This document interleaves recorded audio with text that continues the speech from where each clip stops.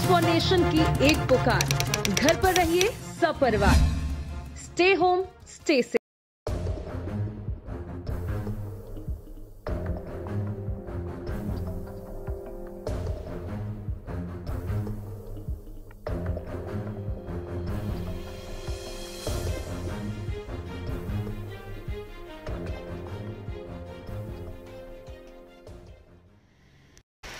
नमस्कार, मैं हूं कृष्ण बल्लभ नारायण और आप देख रहे हैं न्यूज़ फाउंडेशन। कहते हैं दिल में अगर जज्बा हो तो कोई भी काम नामुमकिन नहीं। जी हाँ, कुछ ऐसा ही कर दिखा है बेगूसराय के राजद के युवा एक नेता ने, जिन्होंने अपने एक ऐसे कदम से न सिर्फ यहाँ के सांसद गिरिराज सिंह बल्कि कन्हैया कुमार जैसे कई दिग्गज नेता को इन्होंने पीछे छोड़ दिया है।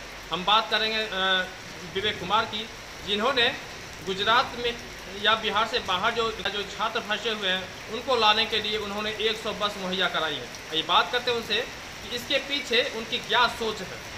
मेरी सिर्फ सोच यही है कि जो भी हमारी जो पार्टी है राष्ट्रीय जनता, वो सब दिन गरीब गुरबों की बात करती है, या जो भी पार्टी है गरीब गुरबों की सिर्फ बात करती है, लेकिन करती है गरीब गुरबों के लिए कुछ नहीं। लेकिन हम लोगों का कथनी और करनी में फर्क, मैं खुद समझता हूँ कि कथनी और करनी में फ़र्क नहीं होना चाहिए। इसीलिए मैंने सोचा कि चुनाव के समय में जो करोड़ों रुपया खर्च किया जाता है, उस रुपया को अगर हम अभी जो हमारे इस विपदा की घड़ी में हमारे जो भाई फंसे हुए हैं, जो हमारे गरीब गुरबा भाई फंसे हुए, जो हमारे छात्र नौजवान फंसे हुए हैं, कोई चेन्नई में है, कोई गुजरात में, कोई तमिलनाडु में, तो जहाँ भी हो, तो वहाँ के लिए हम ये कोशिश किए कि उनको, मेरी छोटी सी पहल है, ऐसा नहीं है कि 100 बस मेरे देने से 25 लाख जो है वो आ जाए।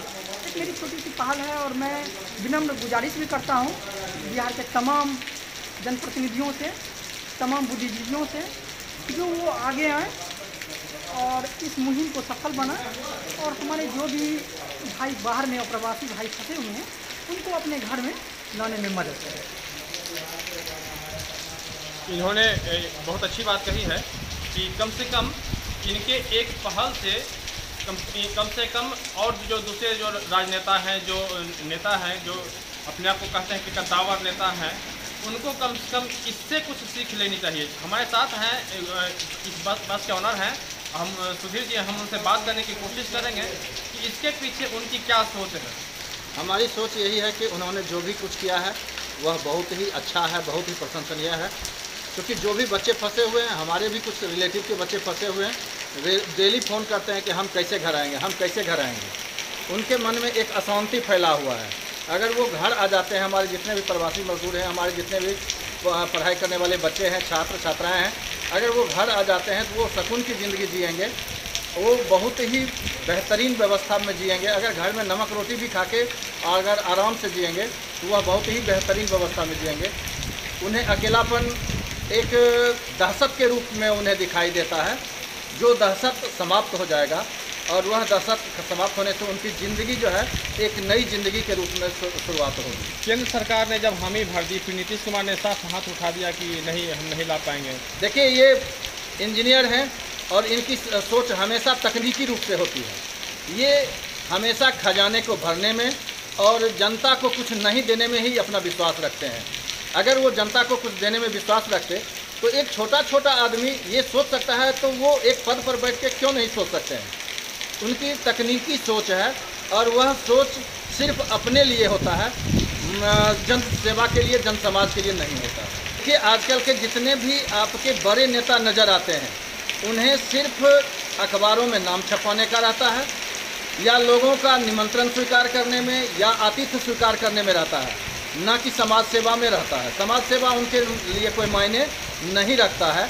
इसलिए जितने भी हमारे किसी भी पार्टी से जुड़े हुए हों, लेकिन जो छोटे होते हैं उनकी सोच ऊंची होती है, और जब वो बड़े हो जाते हैं तो उनकी सोच नीची हो जाती है। इन्होंने बड़े पते की बात कही है कि जो लोग बड़े हो जाते हैं उनकी सोच छोटी हो जाती है। लेकिन कुल मिला के ये तो निश्चित रूप से कहा जा सकता है कि एक मामूली से राजद के एक छोटे से कार्यकर्ता ने इतनी बड़ी पहल की है, और इनसे कम से कम हम बात करें गिरिराज सिंह की बात हो या कन्हैया कुमार की हो या इस तरीके जितने भी कद्दावर नेता हैं, उनको इनसे कम से कम कुछ न कुछ सीख जरूर लेनी चाहिए।